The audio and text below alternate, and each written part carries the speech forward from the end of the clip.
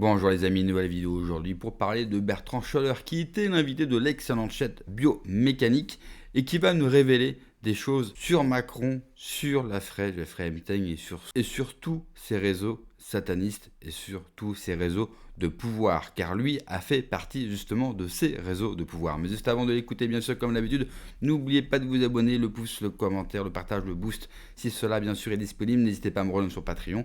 Et je remercie tous les donateurs sur Tipeee. On l'écoute et on en parle juste après. C'est Emmanuel Macron, qui est présenté plusieurs centaines de fois comme celui qui devra accompagner le monde après une période de crise très forte qui est inéluctable.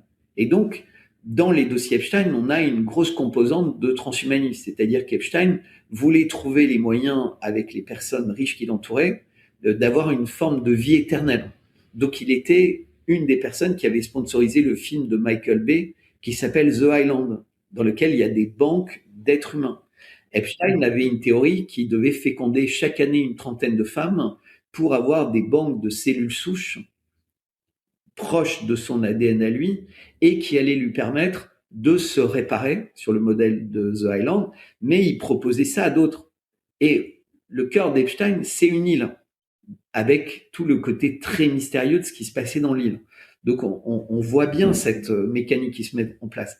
Mais surtout, le rôle central d'Emmanuel Macron. C'est-à-dire qu'en France, énormément de gens qui font partie de ce qu'on appelle la rébellion, la complosphère, la dissidence, les médias non alignés, etc., passent leur temps à dire Macron est un nul, il comprend rien, il sabote tout, on a des informations, il va bientôt tomber. Mais en réalité, d'année en année, il est de plus en plus puissant.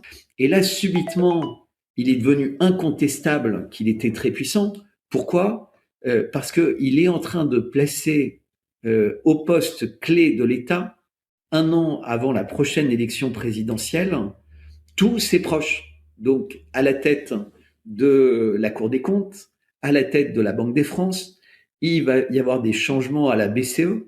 On sait que le Conseil constitutionnel, aujourd'hui, en fait, c'est vraiment Richard Ferrand, un de ses plus proches qui y est, et qui souhaite que Macron puisse se représenter à nouveau en 2027. Donc, un des arguments juridiques, c'est de dire la Constitution, en fait, limitée à 14 ans, deux mandats de 7 ans, c'était des septennats à l'époque. Quand on est passé au mandat de 5 ans, on aurait dû dire 3 mandats de 5 ans, puisque 14 ans, 15 ans, c'était normal. Puisque l'esprit de la Constitution, c'était pas plus de 14 ans au pouvoir. Et 10 ans, c'est trop court. Et donc, en fait, il y a des constitutionnalistes qui sont en train de travailler là-dessus, et ça va être comme une blitzkrieg, c'est-à-dire qu'il réussit loi après loi, l'IVG dans la Constitution, l'euthanasie à la carte. Là, en ce moment, le focus, c'est la loi contre l'antisionisme, qui est portée par une députée Renaissance, Yadan, et donc qui est la suite des lois Pleven, Guesso, Schiappa, donc qui interdit de critiquer l'État d'Israël, ce qui est quand même un comble quand tu vois ce qui se passe à Gaza, ce qui se passe vis-à-vis de l'Iran et, et l'influence d'Israël partout dans le monde. C'est très problématique de ne pas pouvoir avoir une critique constructive du rôle du régime israélien dans les déséquilibres mondiaux.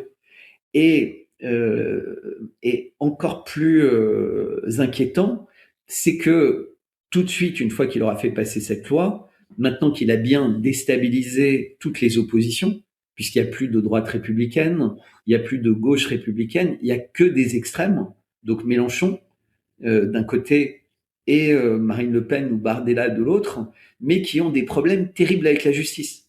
C'est-à-dire que là, Mélenchon est en train d'être attaqué de toutes parts. Alors, c'est pas nouveau, mais l'idée, c'est de le rendre inéligible, comme c'est en train d'être fait avec Marine Le Pen. Et donc, pour qu'il y ait quelqu'un qui émerge, entre guillemets, de LFI et que Bardella soit le candidat, et on voit bien que ça recréera une autoroute pour Emmanuel Macron. Parce qu'en réalité, quand on interroge les gens, ils l'aiment pas, mais ils disent qui peut le remplacer.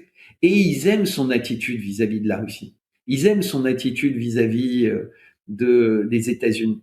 En fait, il a un côté coq de combat qui plaît, alors qu'en fait, il est extraordinairement dangereux Et tout ça, comme on voit dans les dossiers Epstein, puisque c'était ta question, montre que les gens les plus puissants du monde ont identifié en Macron, soit parce qu'ils l'ont sélectionné, soit parce qu'il a été identifié très jeune par un certain nombre de personnes influentes, dont Rothschild, dont Attali, dont d'autres personnes, et il est la figure à préserver pour la tête du monde. Chez Darius Rochebin, à l'époque où Schwab était patron du World Economic Forum, il avait dit Emmanuel Macron est le meilleur d'entre nous pour conduire le monde après 2030, après ce fameux Great Reset.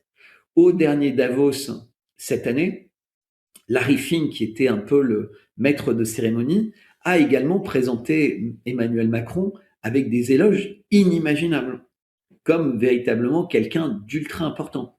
Où qu'Emmanuel Macron aille, quand il est en Chine, eh bien, il n'y a qu'à regarder le traitement que la Chine a fait à Emmanuel Macron et le comparer au traitement qu'a eu droit Merz. Donc les deux sont partis 3 jours en Chine.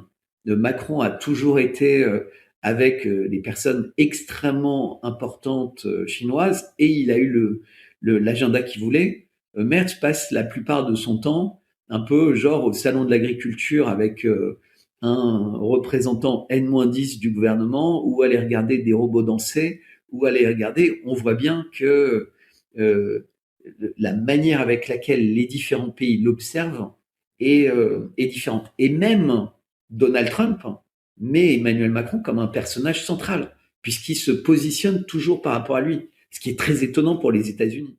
Avant de continuer l'épisode, j'ai quelque chose d'exclusif à vous proposer. Si vous aimez le podcast Biomécanique, alors vous allez adorer la lettre Biomécanique. C'est un petit peu la version cachée du podcast, réservée à mes abonnés. Chaque début de mois, j'y partage mes meilleures découvertes pour optimiser votre santé, améliorer vos entraînements et augmenter votre longévité. Vous trouverez aussi des réflexions personnelles sur des sujets controversés et des anecdotes inédites sur le podcast que vous ne retrouverez nulle part ailleurs. Je dévoile aussi mes recommandations personnelles en termes de livres, de films, de documentaires que je considère qu'il ne faut pas manquer. C'est gratuit, ça se lit en quelques minutes et si ça vous plaît pas, vous pouvez vous désinscrire en un seul clic. Alors pourquoi pas essayer? Mais attention, chaque newsletter n'est envoyée qu'une seule fois et si vous n'êtes pas déjà inscrit, vous avez déjà manqué toutes les précédentes. Donc pour ne pas louper la prochaine, faites dérouler la description, cliquez sur le dernier lien qui s'affiche et rejoignez de suite la lettre Biomécanique. Alors, je vais essayer de revenir à Epstein. J'ai une petite question. J'essaye au plus possible de garder cette émission apolitique. C'est la raison pour laquelle, de manière volontaire, j'essaie de ne point rebondir sur les questions politiques françaises de choix, d'organisation, de stratégie, pour essayer davantage de comprendre, on va dire, l'envers du décor, ce qui se cache. Alors, on dira, les deux sont liés.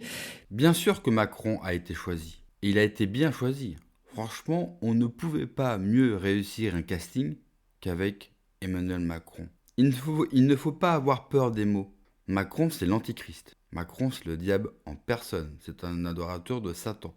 Et je le dis haut et fort, ça me sera reproché. Et d'ailleurs, la ligne Cato, vous l'avez vu ces derniers jours, ces dernières heures, de la part de la droite identitaire, nous est beaucoup reproché. Ils sont en train maintenant, parce que comme ils sont en train de se rendre compte que les églises, que des églises se remplissent, qu'il y a de plus en plus de gens qui veulent se faire baptiser, bref, qu'il y a un retour à la religion. Pas forcément à la croyance, mais à l'importance de la religion, qu'on fait face à un combat de religion, du bien contre le mal, de Satan contre Dieu. Et ça, beaucoup de gens de plus en plus, on le voit dans des vidéos, dans des débats sur X, c'est en train de prendre, en tout cas sur Internet, et donc la droite identitaire, bien sûr, n'hésite pas à nous chier dessus, mais ça, cela ne me dérange pas. Si eux me taillent et me critiquent, alors je le prends comme un compliment. Quand je pense Macron, je pense aussi à Notre-Dame. Notre-Dame n'a pas brûlé par hasard. Ce n'est évidemment pas un accident. Certains y voient comme un signe de l'apocalypse. Ça aussi, ça revient de plus en plus. Je n'irai pas jusqu'à là, mais c'est un signe que Macron a été mis en place pour détruire pour quelque chose, et on ne sait pas vraiment ce quelque chose. Est-ce que ça va aller plus loin?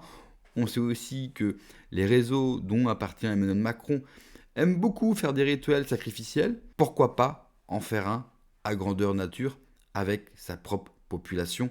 Je sais que pour certains, ça va leur paraître totalement fou, mais aujourd'hui, ce sont des théories qu'on peut prendre au sérieux, surtout, et c'est pour ça que je voulais l'extrait, et c'est pour ça que je voulais laisser l'extrait aussi long, quand vous revoyez les mails, les discussions de Jeffrey Epstein, mettre ça de côté. Croire que dans leur esprit, ça n'existe pas, ou qu'ils n'ont pas de plan pour cela, ça serait, à mon sens, une grave erreur. Merci d'avoir regardé la vidéo les amis, n'oubliez pas comme d'habitude de vous abonner, le pouce, le commentaire, le partage, le boost de la vidéo. Prenez soin de vous, que Dieu vous protège. Allez, ciao.